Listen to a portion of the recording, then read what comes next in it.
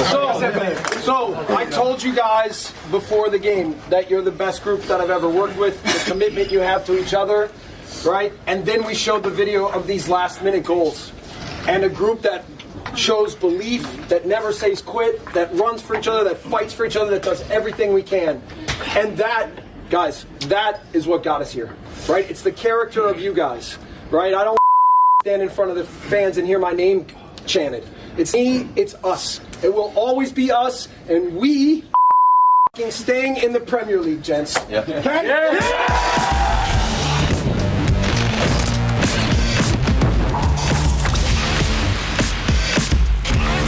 Futbol Americas live and underway here on ESPN Plus alongside Herculez Gomez. I am Sebastian Salazar. Will a dramatic weekend, Herc, lead to a dramatic show here on Futbol Americas on this Monday? That's the question. What's he drinking? Some lame pumpkin spice ale out there? What was that? I don't know. It looked like a red label to me, like a good old-fashioned maybe Budweiser or Bud Diesel. Yeah, that's what Jesse Marsch, exactly. The American, should be drinking to celebrate staying up in the Premier League. Look, we got a lot to get to in this show. We got a final set in Liga MX. In fact, according to you, Herc, on Twitter, it is, quote, the final no one wanted. So we'll look ahead to that. Speaking of finals, we got a final in the Women's Champions League to discuss as well.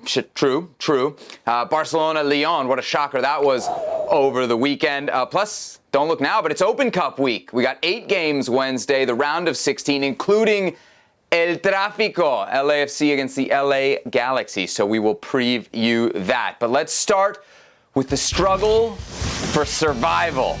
Relegation battles across Europe. We start in the Premier League. Leeds and American manager Jesse Marsch. They went into Sunday in the bottom 3. They were away to Brentford and got a game winner late from Jack Harrison, Herc, in the 94th minute. Of all people, Jack Harrison. Look at Jesse Marsch. Jesse Marsch, who didn't have destiny in his own hands. They needed a few results to go their way. And look at that. Look at that. There you go, you Ted Lasso wannabe. Jack Harrison, of course, not just with the MLS ties, but with the NCAA ties as well. Herc, I know how you feel about the college game.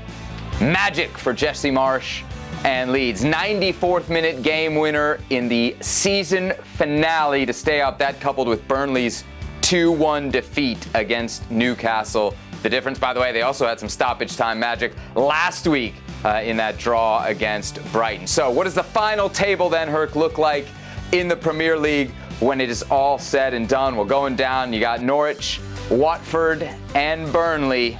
Leeds, 17th, staying up. How about it? A beautiful picture for Leeds fans as well as Jesse Marsch. All right, that's the story in England. What about in La Liga, Herc? Mallorca.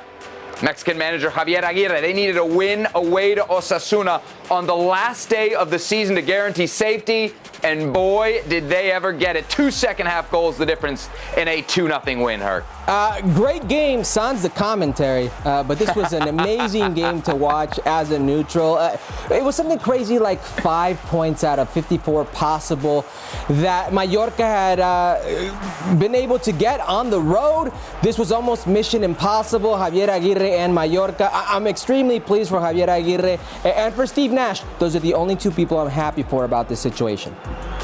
Yeah, Mallorca just their 3rd away win all season, their first away win since back in December, and their first win in Pamplona since 2009. So against all sorts of odds, Javier Aguirre and company getting it done. As you mentioned, Herc, they were in control of their own destiny, yes, so the win gets the job done. Cadiz, it was a crazy day at the bottom of the table in Spain. They stay up after a 1-0 victory over Alaves. Granada tied 0-0 against Espanyol, and Granada missed a penalty kick late in that game, so they're relegated along with Alaves and Levante.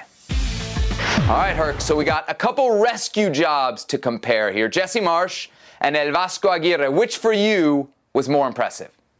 It has to be Jesse Marsch. Now, I love Javier Aguirre, but he's almost made us accustomed to this. I mean, Pachuca, Osasuna, Zaragoza, Español, Mallorca, and a couple times with Mexico for the World Cup. So this is what we're accustomed to. And not only that, but Jesse Marsch is heading into a situation where it's the Premier League. It's the more competitive league. It's the higher bar, if you will. And he's replacing such a beloved figure in Bielsa, Marcelo Bielsa, and everything that kind of encompassed him going in, the xenophobia that came with his Ted Lasso comparisons, the British press, etc., etc. An injury-riddled team, the whole season that he was there, or his season, I should say, that small body of work, trying to get players fit enough to even compete. Tactical disarray, everything that Bielsa had left this team, and to go into the final match day, not even having your own destiny in your own hands. You had to win out, and you had to hope that somewhere along the lines other teams faltered, and all that came into fruition, and it happened. By no way am I trying to take away anything that Javier Aguirre has done, but Javier Aguirre goes into a much more comfortable situation. He's almost a darling of the Spanish press. His if you will, sayings, the type of player he was, the type of coach he is, how much credit and equity he already has. Jesse Marsch didn't have that going for him, so it's a much more difficult situation for Jesse Marsch. Okay, what Jesse Marsch did is certainly impressive. It's not more impressive than what Vasco did with Mallorca. I'll tell you why. Let's just look at the dates, right? Aguirre takes over on March 24th. Jesse Marsch takes over on February 28th. So a month that Jesse Marsch had to work with his team during the season that El Vasco Aguirre didn't have. So El Vasco Aguirre, in less time, did more. El Vasco takes over there in 18th. They're in the relegation places. He pulls them to 16th. When Jesse Marsch takes over, they're 16th, and they ended up 17th. Jesse Marsch stopped the bleeding. El Vasco resuscitated a patient. That, for me, is the big difference there. Did he only win one game? What's that? Did he only win the one game, the final game? El Vasco? Yeah. No, they took 7 points from their last 9. They won 2 of their last 3. 2 of their last 3. There you go. Okay, come on. That's all fair and good for Javier Aguirre, but you have to take into account the, if you will, level of play. And also, Javier Aguirre had multiple things go his way. Multiple teams falter at the end. Jesse Marsch had one out, and that happened. That played. The one thing that you talk about, which I think actually is a comfortable situation for Aguirre, I think it wasn't so comfortable. If you look at that lineup that he started yesterday in the decisive game, right? Half of those players are on loan. Some of the big players in that team were brought in January, okay? Those are not guys that were picked by Aguirre. Look at the Leeds team. Those players are there because they play a style. And Jesse Marsch is there because he coaches that style. So he walked into a similar setting that he would have walked into. Very different styles, Sebi. Bielsa and Jesse Marsch are completely different styles. One high presses, the other man marks all over the field. Very contrasting styles. And Jesse Marsch comes into a team that you mentioned bleeding. They were on one leg. They were trying to recuperate players all season while Jesse Marsch was there. Both very difficult situations, but by no means did he pick his team. Both impressive rescue jobs and both redemption jobs for these guys as well, right? El Vasco coming off Rayados for Jesse Marsch, coming off his struggles in Germany, and even for El Vasco going back, right? He had a very similar situation 2 years ago. Leganés, last day, couldn't keep him up. This time, sold all his players that year too. There you go. This time he gets the job done. Now, Leeds staying up means they got some money, right? They got some money to spend for next year. Now, what are they going to do with that money? That takes us to our next story here on Futbol Americas. That's right. Multiple reports Sunday. First from Tom Bogert. That's the first one I saw. Then Fabrizio Romano. That Leeds will buy U.S. midfielder Brenden Aaronson from Red Bull Salzburg for $29.5 million. That's coming from our Jeff Carlisle. Coming from Taylor Twellman, Philadelphia Union going to get a sell-on fee of about $5 million. This obviously would mean Aaronson going to reunite with Jesse Marsch. He's been at Salzburg for 14 months. He's 21 years old. Is he ready, Herc, for a big money move to the Premier League? You know what? It's funny because when you ask this question, is he ready for the Premier League? The first thing that comes into the mind of anybody is physical capabilities, right? Can he acclimate to the physicality of the Premier League? This cliche. That's not the case with Brenden Aaronson. Brenden Aaronson, who's technically sound, has the physical attributes, has the speed of play, both physically and speed of thought, to compete in the Premier League. My question is the maturity to deal with the attention and the expectations you will get within the Premier League, and that's going to be something different for him to handle. But if I had to bet on any U.S. men's national team player in that pool fighting their way into the hearts of any team, any fan base in the Premier League, it's this player. It's Brenden Aaronson. It's Futbol Americas, Mr. Futbol Americas, because of the type of player he is. He doesn't strike me as this type of modern player who's more interested in what he wears, what kind of car he drives, who he's seen with. This player really is a pure love for the game type of player, and a player I think does anything, will do anything to fit into that system and succeed, and I could honestly see it happening. He's not just Mr. Futbol Americas, huh? He's Mr. Run It Back, because specifically that's when he started to pop, right? Like every single week we would see it. So to the question, is he ready? I think he's proven it. If you're getting a goal, if you're getting an assist every week, every other week, you're being productive, you need to be challenged at another level. So I think Brenden Aaronson is pretty clearly here ready for the jump to the Premier League. My questions aren't really so much about Brenden Aaronson, Herc. They're more a little bit about Leeds and specifically this situation, because you could look at it, you say, it's ideal, right? It's a manager who knows you, Jesse Marsch, bringing you in.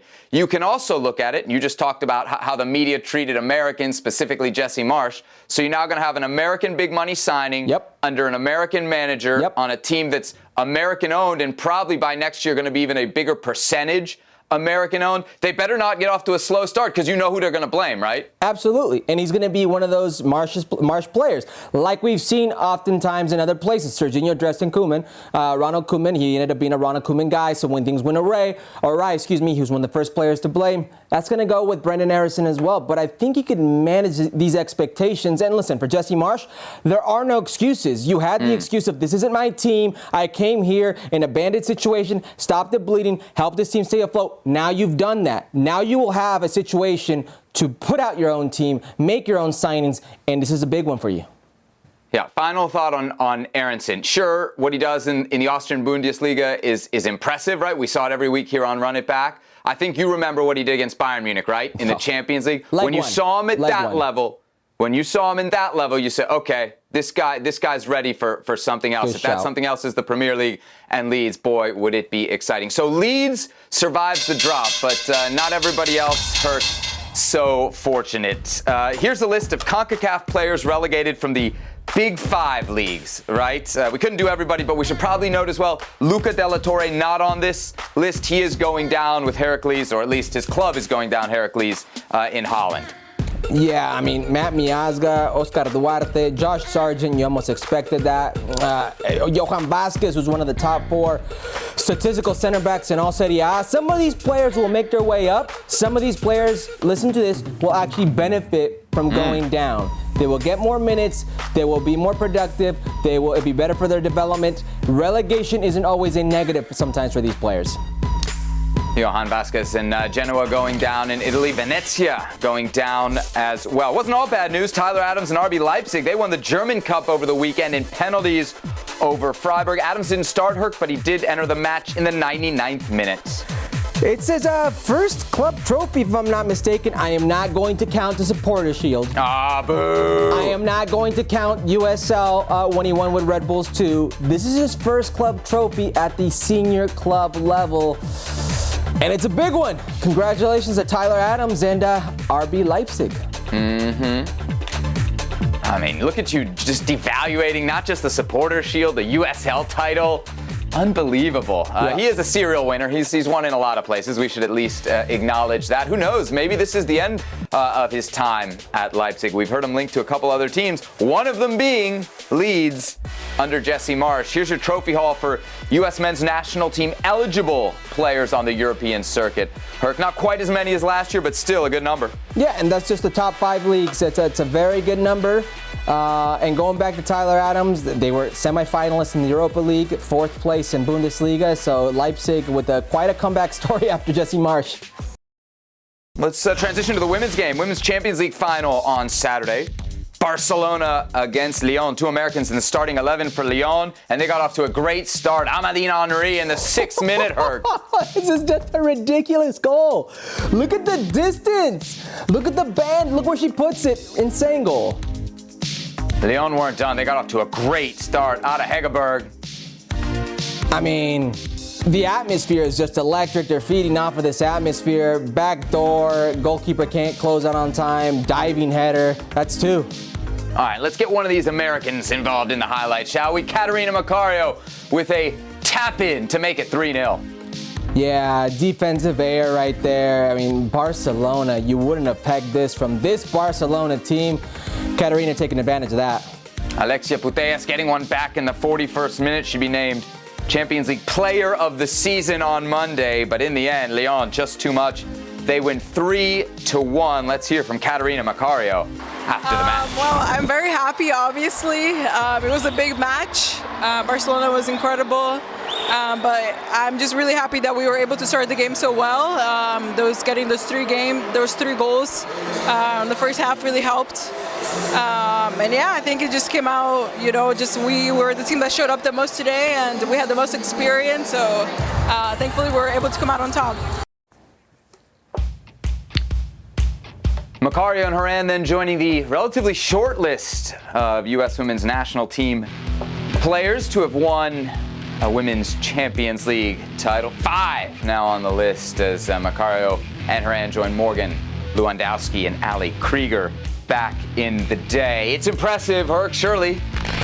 But is it more impressive than winning an NWSL title? Herc, what say you? Absolutely it is. Did you just see that crowd for the Women's Champions League final? I didn't see that crowd in the NWSL final, the Spirit versus Stars. I didn't see that crowd in the Challenge Cup final. Very scarce crowd. Just the sheer attention that you have there. You could see the importance, and also there's no salary cap in the Women's Champions League. You can have these teams. You can have, and maybe some would say, well, that means that it's more competitive in NWSL. Fine.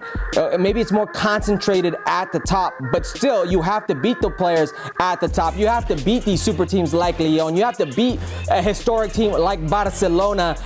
You can say it's concentrated, but it's still very much in the favor of the Women's Champions League. I just don't see where we go from here. NWSL, because of that, I guess, spreading of the wealth, you get sometimes not these super clubs like you may have in the Women's Champions League, so it makes it, I guess, an easier road to get to. Yeah, so we made it more impressive. We should have made it tougher, because to me, when I think, what's more impressive is what was tougher, not necessarily the size of the crowd, though I get the points that you're making. They're totally valid. So let me defend the NWSL here. First of all, as far as the Champions League is concerned, the new format helps. It definitely helps. It's definitely tougher and more interesting.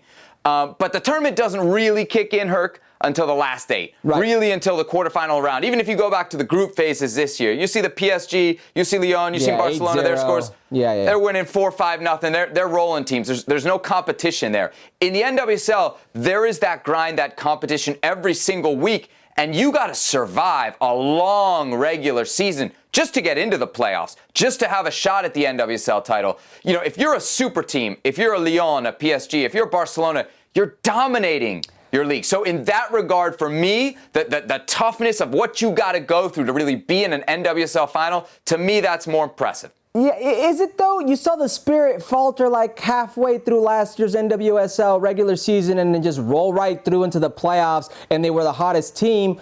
You look at the other side, and I just mentioned there was no salary cap. Why isn't a Lindsey Horan playing in the NWSL? Because more money attracts more talent. More talent concentrated would be a higher level. So I don't know. Impressive. I like the collection of stars. I like thinking about the Champions League knockout style tournaments. One bad game could mean it. I mean, you just saw Barcelona. We've been talking about Barcelona for about a year and a half, how historic, how good they've been. And in one game, that went all down the drain because Lyon has a super team. You know what this tells me, Herc? We need a club world championship. FIFA can trips over themselves at every corner to try and squeeze any last dime out of the men's club game. It's sitting there for you in the women's club game. If you gave us Barcelona and Lyon against Portland and OL Reign or Washington Spirit, we would eat that up. That's what I know every time I see the Women's Champions League final. I want to see NWSL's best against the best in the world. And right now, we don't really have a format that delivers us that. Hopefully, in the not-too-distant future. Let's run it back with some of the best performance from players in the U.S. Women's National Team pool. Alex Morgan, her 6th goal, Herc, in the last 5 games as the San Diego Wave beat North Carolina Courage 1-0. I don't know what's more impressive, that Alex Morgan at her age right now is the early and obvious frontrunner for MVP of the season, that she's never won an NWSL, or that the San Diego Wave, a first-year team, is in first place. I don't know what's more impressive. Yep. They're both impressive. She doesn't have it on her mantle yet, but that NWSL MVP, Alex Morgan, definitely your clubhouse early season leader. Kristen Press doesn't score a goal, but creates a goal as Angel City beats Kansas City 1-0 on Saturday. Kristen Press, you had her as number 1 in your winger depth chart. I'll tell you what, maybe Angel City isn't known for being an offensive team, but they are the best defensive team in the league, and they are also very much a surprising team early on. The 2 first-year teams are 1 and 2 in the league. This blows my mind. Yep. Good start for the expansion cruise. Press, of course, scoring her first regular season goal last week. That golazo we showed you. Mallory Pugh, 2 goals and an assist in Chicago's 4-2 win over Orlando. I sometimes forget how young Mallory Pugh is because it feels like she's been around forever. I mean, 2016, we saw her with the national team for the first time. She's only 24 years old, Seb. This blows my mind. Mallory Pugh getting it done. Tapping home the rebound from the penalty spot. Chicago Red Stars with a victory over Orlando. 4-2 the final score in that one. Liga MX Femenil. First leg of the final between Pachuca and Chivas on Friday. What a game, Herc. 27th minute. Viridiana Salazar puts Pachuca up 1-0. Chivas equalized through Gabriela Valenzuela. I mean, it's just good goal, both goals. And look at Charlene Corral. This is a good finish. Left foot being strong, on the run, good finish. Yeah, Pachuca up 2-1 there through Ocampo. Carolina Jaramillo makes it 2-2 Chivas here. And then, penalty kick. You know what's coming then. Licha Cervantes with not 1, but 2. As Chivas win 4-2. Second leg tonight, we'll have full coverage and reaction on Thursday's Futbol Americas. We're also looking ahead to the U.S. Women's National Team against Colombia. I know it's a while away. June 28th on ESPN, 10 p.m. Eastern Time, 7 o'clock Pacific. Big tune-up there before World Cup and Olympic qualifying. All right, the Liga MX, Tigres, Atlas, semifinals. First leg went 3-0 Atlas. Late first half, Atlas going up 4-0 on aggregate through Julian Quiñones. It's a good early ball from Hueso Reyes right there. Onto the oncoming path of Quiñones. Quiñones looks like he's slipping. Didn't slip enough. Good goal. So Gignac maybe guilty of an elbow here at halftime. Miguel Herrera made a sub that got him in some hot water. I'll explain the rest after, but let's hear from Piojo first. Error mío, completamente desconcentración, el estar pensando en los goles. Ya tenía yo el cambio en la cabeza y Hugo vino y me dijo que no podía más, que le dolía mucho la espalda de un golpe. Y no me di cuenta. Responsabilidad 100% mía. So Florian Taban, the player that came on, Hugo Ayala off. That means not enough Mexican players for Liga MX rules. That means trouble, but we'll get to that later. Gignac stepping up. What'd you think? Was that a penalty, Herc? Oh, man, I didn't think it was a penalty, but it doesn't matter what I think. Gignac will bury that. He's looking good. How good? Look at this finish, Seb. Number 2 for APG 10. Yeah, this game started to take on a life of its own in the second half. 67th minute, refs reviewing a possible penalty. Yeah, hand on the back. What do you want, my man? Cesar Ramos says, not today. Come on, man. I was more of a penalty than that one, by the way. That's right. Well, Cesar Ramos does say this is a penalty. That's insane to me. I mean, where do you want to go with this? This has been the story of the Liguilla, the playoffs all season. Yep, so Gignac steps up from the spot, makes it 3-1. At least Cesar Ramos isn't representing Mexico in like a big tournament like the World Cup or anything, though. I thought I see what you did there. Okay. Okay. All right, 3-1, 81st minute. What? Let's make it 4-1. Lichnowsky, there he is. Lichnowsky. It's about time. 4-1. The miracle has happened. No, Wow. Angulo, don't do that. Jesus Angulo brings down Aldo Rocha. Cesar Ramos says, penalty. Look at this. Nahuel's crying. He's crying. My man is such a showman. He is crying. Are you saying those weren't real tears? Maybe. Crocodile. Real tears. pressure there for Aldo Rocha, but he steps up and converts. Gives Atlas the lead. All right, so Eric, a lot to unpack from that game, but really the incident around the substitution kind of invalidates what happened in the second half. So I feel like we got to start there. Let's start with the fault first. We heard from Piojo Herrera. Who are you blaming?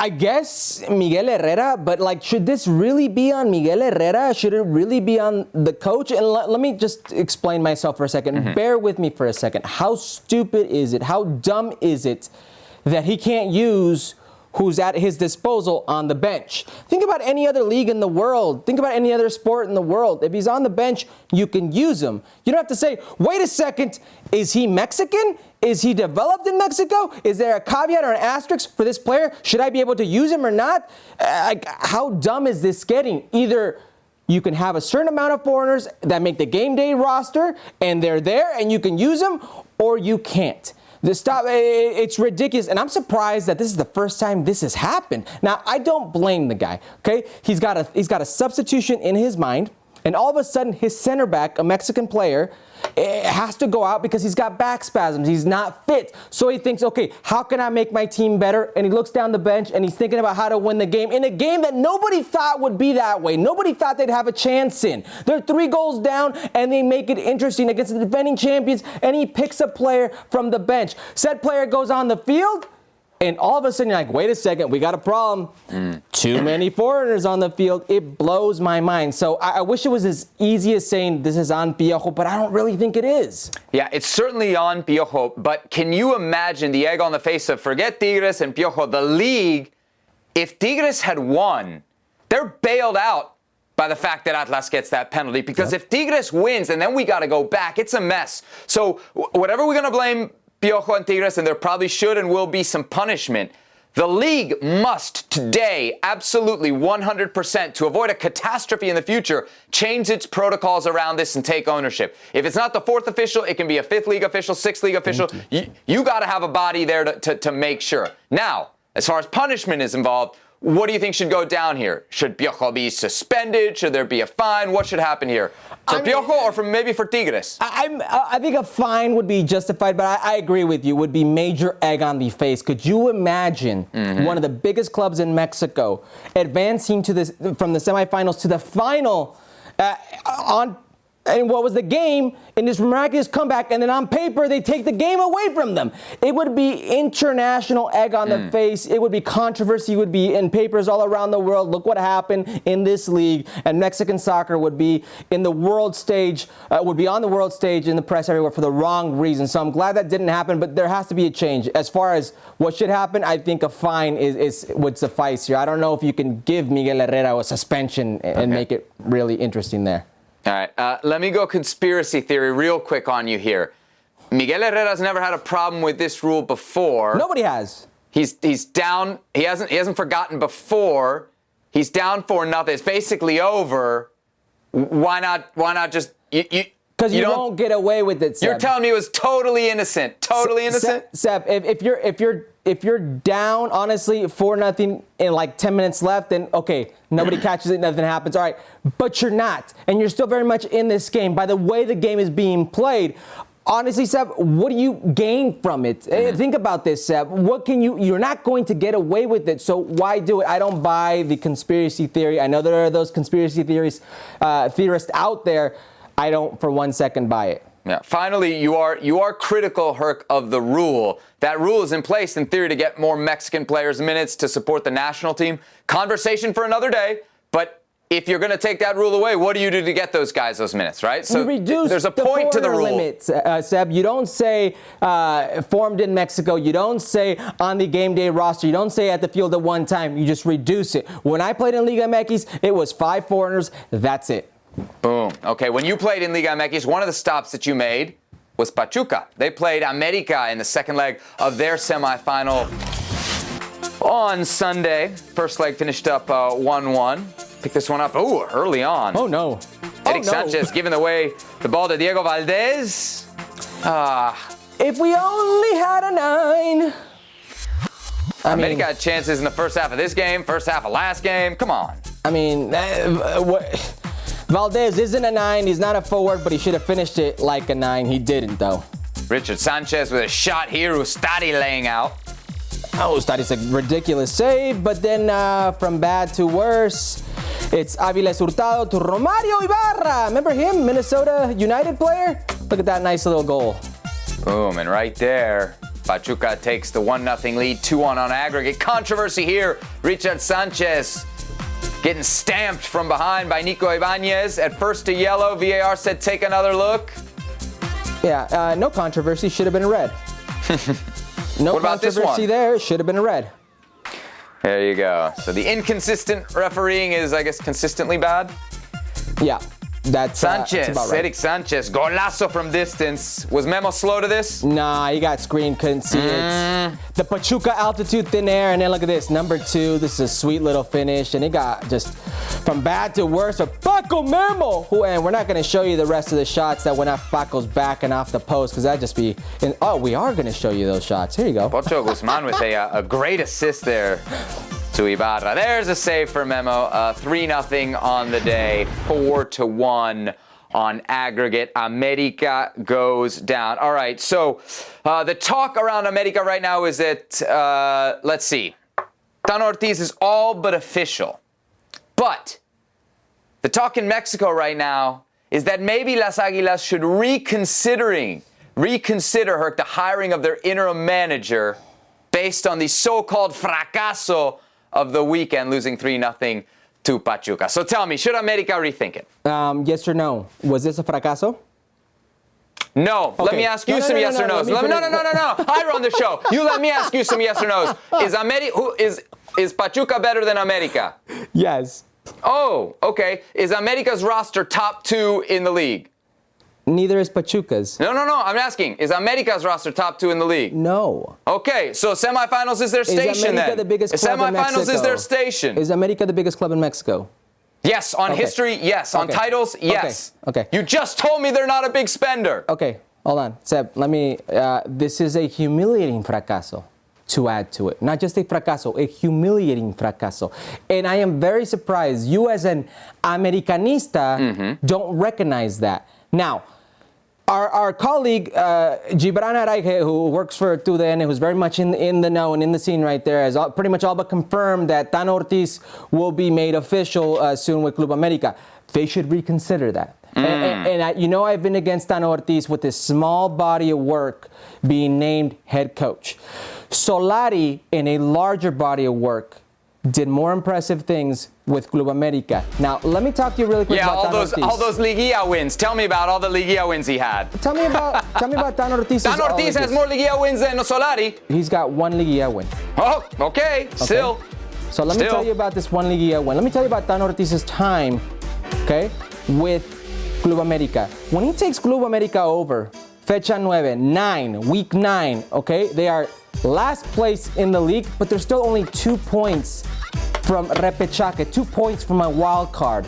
He then goes on 5-game winning streak, where the only team of note that he beats, the only team that you could honestly say is a good team, a team of peso, is Tigres, a Tigres team that was starting to go on the decline. He beats them convincingly, but then plays a team in Puebla in Liguilla that hadn't won in 9 games and almost bottles that one up. Then plays a real test, a true test in Pachuca, and boy, was it humiliating. This 3-0 scoreline in the second leg was not indicative of how this game went. I mean, they were clearly beat on all facets of this game. This could have been a 6-0 scoreline. It was one of the most humiliating games I've seen from Club America in quite some time. And if you don't think Americanistas are trying to rethink or re-go on this decision, you're crazy. The majority, and it's so split. I've been sending you things all day. It's a split decision right now between Americanistas, and I think it's a right call for them to question this. John Sutcliffe, our colleague, just a few hours ago, confirming that Ortiz will be staying at Club America. So if John says it, then we'll tell it to you here on Futbol Americas. Good news for Chivas fans. Good. Come on. Look, you want to reconsider, but how can I really reconsider if you're not going to give me names? All I can really think of right now is profiles. So what are the profiles that they would pick? Like a Liga MX retread? Give me a name. If you're just going to tell me a Liga MX retread, I don't really want that. You're going to give me somebody new, somebody without Liga MX experience? All right, they just tried that with Solari. That clearly didn't work. Meanwhile, I got a guy here who knows the club, knows the league, and has had success with this group. What more do you want? Success, says the Americanista. Tuca Ferretti's name has been tossed around. Marcelo Bielsa is a name that's been tossed around and has even been in that circle before. I think there are a good amount of, just because it's Club America, that would be attracted to the job. So this whole I think you could say for majority teams, but not for America. Going from last to top four is last that's a place. success. You were 2 points that's out of a success. You were 2 points out of wild card. That's a success. These new age America fans are the problem. These millennial, these Zoomer America fans are the problem. You guys are the problem. All right, let's stop talking about the teams that lost, America and Tigres, and talk about the teams that won and the final that nobody wants. Atlas against Pachuca. First leg on Thursday. Herc, time for a little book it. What's your bet? You conveniently leave out the high level game we deserve of my tweet in your final nobody wants. I'm going to go draw without goals because obviously it just pays so well. I mean, plus 650.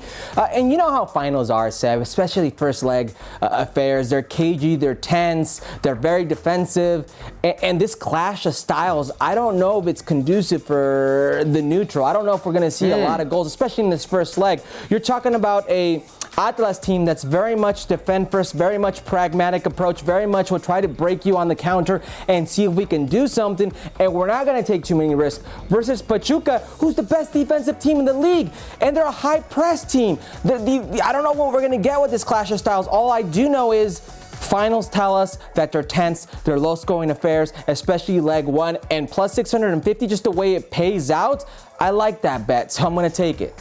After the semifinals, especially the second legs this weekend, a game with no goals is hard to envision, Herc. But I like that payout right there at plus 650. I've gone down a similar road for my bet. Not quite as ambitious. I'm going for a draw. You know my rules. It's the first leg of the final. Yep. Take the draw and the under. You can get them here combined. Draw and under 2.5 goals at plus 245. You know I love that. I'm smashing that every time. And I guess from what you're saying, you don't hate it either. No, you're also talking about two probably of the best goalkeepers in Liga MX in each goal. So I like the under here, and I like the draw a lot. You've seen so many finals. These are cagey affairs. They're tense. I think this is good money here. Hey, real quick, we will be on Thursday. So the next time people will see us will be Monday after the second leg, which takes place on Sunday. So we got to make some picks overall. Who do you think's really going to win it all? We do got to make some picks. Yeah. I think it's going to be Pachuca. There's just so much talent. Offensively, they're one of the highest scoring teams. Defensively, they're the best defensive team. They're well coached. Anytime you have a 9 who is in that moment, like Nico Ibanez, I think it's very difficult, very tough to beat. They're just going to create so much from wing play in the final third. I got to go with them. Contractually, we are usually obligated to disagree on this show, but I got to agree with you there after what Pachuca did to My America. I think they are the best team in Mexican soccer, and it would be special to see Atlas do it again, but yeah, it seems like it is very much Pachuca's turn. All right, let's move on. We'll run it back. El Tri style. Raul Jimenez with an assist as Wolves gave Liverpool a little bit of a scare early on Sunday. Finished 3-1 Liverpool, but still, maybe Raul's last game with Wolves, Herc. Yeah, I think so. 6 goals, not exactly tearing it up in the goal-scoring department. He's much more of a creator, but that's only his 4th assist. It's very much been a down year for Raul. Hopefully he can get back on track. Yeah, good service. 4th Premier League assist of the season. In Spain, Nestor Araujo, ooh, this isn't good. An own goal for Celta Vigo in their 2-0 loss against Valencia. Yeah, he's very much such an enigma. He's a player that he's consistently playing, but he's not quite had the best of years for both. You can say it, he's the Mexican John Brooks. Wait, you know, that's a good shout. That's a good shout, except he actually plays, except he's still getting called up. Orbelin got into this match in the 70th minute, Celta finishing the season 11th. U.S. men's national team. Weston McKennie returning to action after his foot injury. He'd been out since February, got in the 79th minute as Juventus closed out the season with a 2-0 loss against Fiorentina. And my man's Wolverine healed up quick. Now he's getting ready for a summer call-up with the U.S. men's national team. That's right. Juventus on the season, finishing 4th, good enough to secure Champions League football. Jordan Pefok wins Swiss Super League scoring title. Say that 5 times fast. 32 appearances, 22 goals this season for young boys. I believe that's the first U.S. men's national team player that's won a goal-scoring title in Europe. I believe. Please confirm. Somebody please confirm. Who is the first to win a scoring title abroad? Wow. Do your research, homie. Okay. Your boy. Tim Weah, slow start to the season, but finishing strong. 2 goals as Lille tied Reims 2-2. Who'd they tie? I don't know. Somebody who I'm going to get butchered for a pronunciation over. Yeah. Good for Timmy Weah, though. Oh, good for Timmy Weah. Lille finishing 10th then on the season.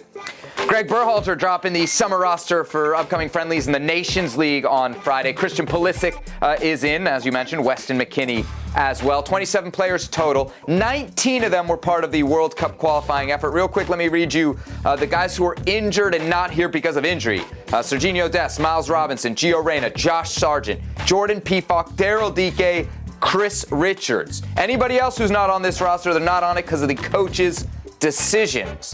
One of the guys who falls into that category is John Brooks. Here's Greg Berhalter last week. In terms of John, him going to a new club doesn't preclude him from this roster.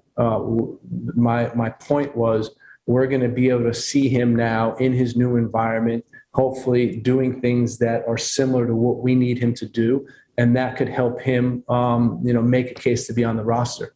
I've always said to you guys that we don't rule any player out permanently. That's just not how we work. Even in the case when Jeff's asking about John Brooks, trust me, he's not out permanently. That's not our idea. The idea is we want players that can fit our game model, that can play in our game model, and can make us better. All right, Herc, let's talk snubs. Who's the biggest one on this list or left off this list for you, and why? Do I have a feeling it's John Brooks? It's John Brooks. Let's just stop making excuses as to why John Brooks isn't on the U.S. men's national team roster. It seems like every time there's a call-up, he's not there. What's the new excuse? It's John Brooks needs to be better with this club team. It's John Brooks needs to work on things we've told him to work on. It's John Brooks isn't on here because I want to see this player. I know what John Brooks offers me. And now this. It seems like there's always an excuse as to why John Brooks can't make your national team. And now you're in a crisis. The U.S. men's national team is in a center back crisis. You can't mince words. That's what it is. And Miles Robinson, who was a de facto starter on your U.S. men's national team, is quite possibly out for the World Cup. We don't know when he will come back. Chris Richards is often injured. Mark McKenzie doesn't play. Walker Zimmerman may be your only player there. Cameron Carter-Vickers has no experience with this U.S. men's national team. Eric Palmer-Brown, very little as well. There happens to be a player that has a wealth of experience, European pedigree experience in the Bundesliga, who at one point was the highest transfer for any American in the world, who happened to score a goal in a World Cup, has World Cup experience. Aaron Long's coming back from a torn Achilles tendon and hasn't played much this season, and you're still talking about other players. You're still making excuses as to why John Brooks isn't part of this. Let's just stop making the excuses. Give John Brooks an opportunity. Let people see him fail, or let people see him succeed, or say what it really is. Yeah. it is a snub. I don't know that it's much of a surprise anymore, right? And I get it. When we talk about Brooks, we're always talking about the reasons that Berhalter's giving. One thing I would love for somebody to ever use in a defense of John Brooks is how he's actually playing. Somebody who could be, hey, he played very, very well for Wolfsburg. If you're watching the Bundesliga every week and that's your take, fine. Or point to how he's played for the U.S. national team. I never hear anybody talking about the first half against Canada or his performance against El Salvador. Nobody ever talks about the performances. That's actually one of the things, one of the reasons I believe there is that rift between Greg Berhalter and John Brooks. Because in that first half, he played poorly. In that first half, he was also visibly seen questioning Greg Berhalter and his tactics. That, to me, is the rift between them two. I don't have any proof of that, but based off everything I've seen, that would lead me to believe. So Berhalter talked specifically about John Brooks. He was obviously asked about it by the media in that press conference. He also, Herc, name-checked 3 other guys who weren't injured but were left off this roster to give them a chance to recover from their time in Europe. Ricardo Pepi, Gianluca Busio, and James Sands. Now, if I'm not injured and it's a World Cup year, I don't know that I really want time to recover. Certainly not if I'm Ricardo Pepi. So if we're going to talk snubs here, I think we got to talk a little bit Pepi. He's left off here. Berhalter had kind of warned us that this might come. But man, those World Cup odds for Pepi right now are not looking good. I mean, Seb, would you have guessed this when we were talking about Ricardo Pepi on fire for FC Dallas? I mean, it was Jurgen Klinsmann on this show who said, be careful what you wish for. Be careful where you go. Maybe the timing isn't at its best. And now we're talking about Ricardo Pepi. Think about this. May not be a possibility to even make the roster in the World Cup. Like, think about this for a second. If you're Ricardo Pepi, you want to be on this roster. You may not need to be on this roster. You may actually need a break. You may need to be mentally refreshed, but you want to be here. You want to prove yourself. And I think that's damning to Ricardo Pepi. All right, so we will see what happens with Ricardo Pepi, not just in terms of the national team, but also his club future. Will it be another season at Augsburg for the young American? All right, so we got some new names, relatively new on this roster as well. Guys who weren't really huge parts of the World Cup qualifying effort. Cameron Carter-Vickers, Jordi Mihailovic, Joe Scally, Malik Tillman plays for Bayern Munich, just committed to the U.S. over Germany, and Haji Wright, who we've been talking about a lot on this show for all of his exploits in Turkey. Herc, as we look at that list, who on that list do you think has right now the best shot of making the World Cup team for Qatar? Haji Wright. Now bear with me, okay? I look at these names. I look at Cameron Carter-Vickers, a Jordi Mihailovic. I look at a Joe Scally. I look at a Malik Tillman. They're all going to be fighting somewhere along the lines of being fringe players on a depth chart. Like, you're probably not going to be Serginho Dest if you're Joe Scally. You're probably not going to beat out a healthy Giovanni Reina if you're Malik Tillman, or if you're Jordi Mihailovic, he's playing in the midfield, or if it's Weston McKennie or Yunus Musa in the way the U.S. men's national team plays. But if you're Haji Wright, like, I have no idea who the starting number 9 is going to be in Qatar. You may actually not only fight for a place on the team, but fight for a starting place in this lineup. You may actually be the starting number 9 come Qatar, and you're a player who's very familiar with this U.S. men's national team setup in terms of the players.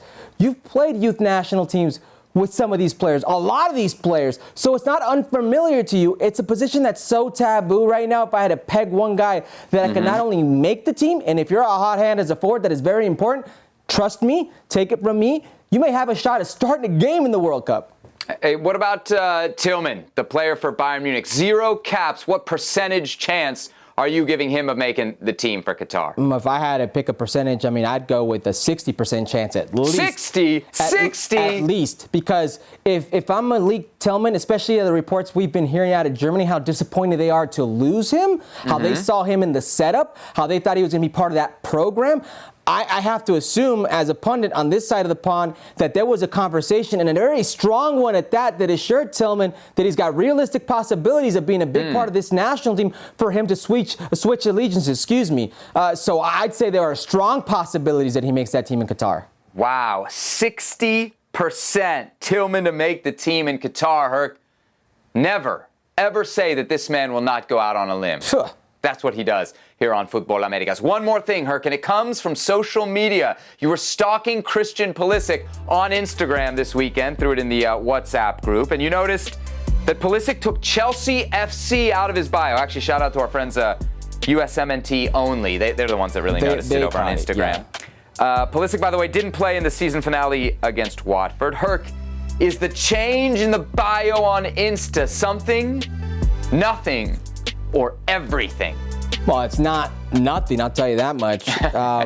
It's definitely something. I can't say it's everything because of the player himself says it, or the club says it first, that he's gone, then it'll be everything. But it's definitely something. I mean, whether it's Mark Pulisic, his father, in those cryptic tweets, whether it's his Christian Pulisic's lack of playing time or his lack of finishing ability, and Thomas Tuchel's comments post-game about lack of finishing ability. There's been a circus surrounding Christian Pulisic. There's been a circus surrounding Chelsea. There's been just an enormous amount of build-up and talk about him needing to leave. So much so that there have been reports out of England that the player, Christian Pulisic himself, has asked to leave Chelsea. Now this is definitely something, Seb. We can't ignore this. Yeah. If everything means a sign that he's going to leave Chelsea, then I got to be honest at this point, then, Herc, I do think that it's everything. This is a public and intentional distancing of himself from the club. Like, you don't do that on accident. You want to send a message, and you want to send a very strong message, right?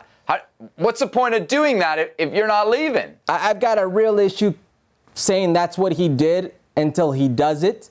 I think it's subtle, but players send message, whether subtle or not, out to the public, out to the press. And him doing this may just be voicing displeasure, but until we hear from the player or Chelsea themselves that he's actually leaving. Also, there's a big caveat here, a big situation that we need to realize. He was like a $75 million transfer. Chelsea just isn't going to let a player like that go unless they can recuperate something for him. Right. If we believe that where there's smoke, though, there's fire, there's certainly right now a lot of smoke around this with Christian Pulisic. Real quickly, he had this huge stretch, Herc, where he didn't start under Thomas Tuchel. And then in the last 2 weeks, he starts 4 games in 12 days. I thought that was very weird. I brought up some of the reasons why last week. But it almost felt like a forced last chance audition. And I don't know, he didn't play poorly. He had a goal assist. I think people will mostly remember the missed chances against Liverpool in the FA Cup final. But he didn't necessarily convince. And that, for me, felt like Tuchel kind of saying, hey, you want consistent starts? Here they are. Did he do enough? No, because Thomas Tuchel's comments in his last game would lead us to believe that he was not pleased at all and that he pointed and singled out Christian Pulisic's miss because it was a sitter. Let's be honest. We give Christian Pulisic a lot of pass because how we see him being treated by the English press, because of what we see from Thomas Tuchel, because of what we see from him playing in different positions, et cetera, et cetera. But this was a blatant miss. This was a sitter he should have put away, and he didn't. And Thomas Tuchel singled him out as a player that should have put that in the back of the net. So, yeah, I agree with you. Maybe another chance for Christian Pulisic to find the back of the net for the U.S. men's national team. Their next game, June 1st, against Morocco. Match you can catch on ESPN2 Wednesday. Do not miss our wall-to-wall coverage as the U.S. continues their road to Qatar. All right, let's talk some Major League Soccer. Good, bad, and ugly from the weekend that was. Herc, we'll start with FC Dallas. They lost 2-1 against Minnesota, but Paul Arriola scored in his 4th straight game. 4th straight game. What was that? 5 goals, 3 assists. DC United's problem, or so we heard that he was a DC United problem. A very good nobody player. said he was a problem. Well, that's not what we're hearing. Maybe it wasn't just what'd you hear? MSI. Why don't you report it then, since you heard so much? Weren't you here for that? I don't think you were here the day that we were reporting that. That's right. I'm sure. Yeah, sure. when he was supposed to go to Club America, but Kevin Payne said he didn't want to go. Et cetera, et cetera. Right. Now Kevin Payne, he's who been no an longer impact player works for DC for United FC at all. Dallas. Right. Definitely blame Kevin Payne. Right. Oh, I'm sorry. Kevin Payne apologist. DC United apologist. Dave Casper. The bad, Herc. Just MLS goalies, but not just any old MLS goalies. This is MLS goalies playing out of the back. We'll start with Eloy Room of Columbus. I mean, what are you doing there? It's also Nagby, but you just don't give him the ball there. Like, what do you got to gain by that? And this is just par for the course. Yeah, that's more Nagby than Room, right? Yeah, but how about this? This is Joe Willis. Joe Willis to Marcelo Moreno right there. Thiago Almada will take that one. Joe Willis, come on, man. With the stash like that, you can't make an error like that. Yeah, Nashville in a 2-2 draw against Atlanta. Joe Willis, formerly of DC United, the guilty party there. And then the Galaxy, Jonathan Bond, former Futbol Americas guest. Yeah, he's a great guest, too. Hell of a guy, not a hell of a moment. Oh, you can't cop that one up. And it's not an isolated incident. A few of these this year. The Galaxy featuring in the ugly as well. Really, this should have been the refs. This should have been the refs. It was that bad of a weekend for the referees across Major League Soccer. But Herc, you wanted to make it about your former team, the LA Galaxy, who have one win in their last 5. 3 losses in the last 5. And this is a team that's a second straight loss at home, getting scored on multiple times. They were booed off the field. And what's worse, they've made Chicharito go cold. That's 7 straight games. Chicharito, no goals. And guess what's coming up, Seb? Guess what's coming up? El Tráfico. Open Cup versus El Tráfico. Maybe that cures all. 13 goals for the Galaxy so far this season. Nobody in the Western Conference has less. They are 5th, though, in the Western Conference table. Pro referees. I saw what happened in Portland. I saw what happened in Austin. You escaped for this week because Herc wanted to hate on the Galaxy, but next week we'll get you. Speaking of the Galaxy, as you mentioned, they face off against LAFC, Herc, in the Open Cup round of 16 on Wednesday. One of quite a few games that you can catch on ESPN+. Time for another Book It. What's your bet? I'm taking the Los Angeles Galaxy at the money line so that they will win.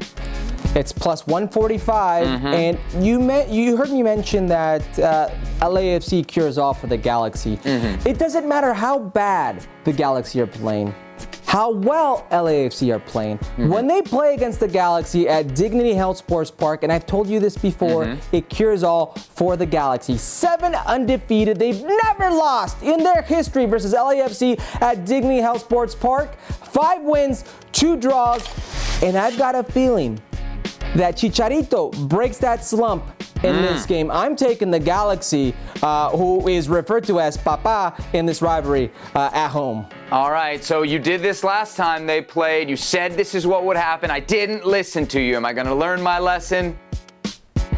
No. I'm not going to learn my lesson. I'm not going to learn my lesson. They're due. LAFC is due to win in Carson.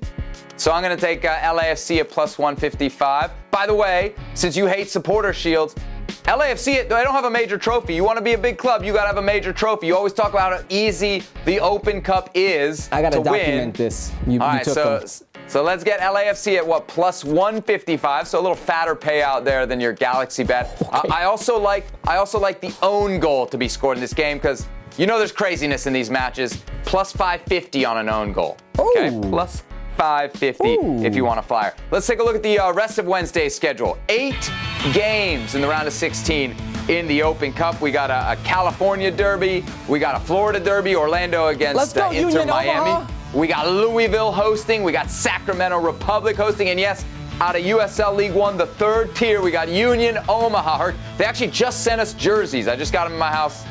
They sent us some cool gear, so I'll get that to you soon. But there are the matchups. Don't miss a single minute of the action on ESPN Plus Wednesday night. Parting shot, Mexican Football Federation extending its partnership, Herc, with the US-based Soccer United Marketing, which of course we know is the commercial and marketing arm of Major League Soccer. The deal will be extended for another 6 years through 2028. Herc, there is lots of interest in this news south of the border. What do you make of it? So this is interesting for me because, as you know, U.S. Soccer, the U.S. men's national team, also had the same agreement with some. They decided to now do it in-house. So now Mexican Soccer, FMF, will do this for the men and for the women. And I think it means different things for both.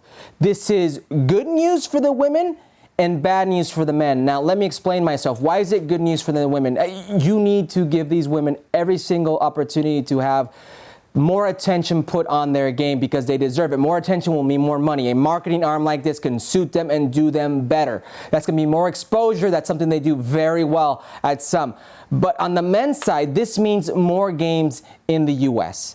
This means a team that plays very little in Mexico will now play even less and will be guaranteed to play less in Mexico. This, to me, as a Mexican fan who lives in Mexico, is a slap in the face. This is telling me that the Federation only cares about the dollars. Forget about the pesos. Only los dólares. They don't care about the fan being able to see their team. They don't care about the fan being able to see the game grow within their own country. The Federation cares about the dollars, and they're following said dollars in the States. Yeah, I remember when we were down in Mexico City and we were talking about if Azteca still pesa, right? If it still weighs, you talk about, well, they play games at night and the players aren't acclimated to the altitude and the stadium has changed, and all those things are true.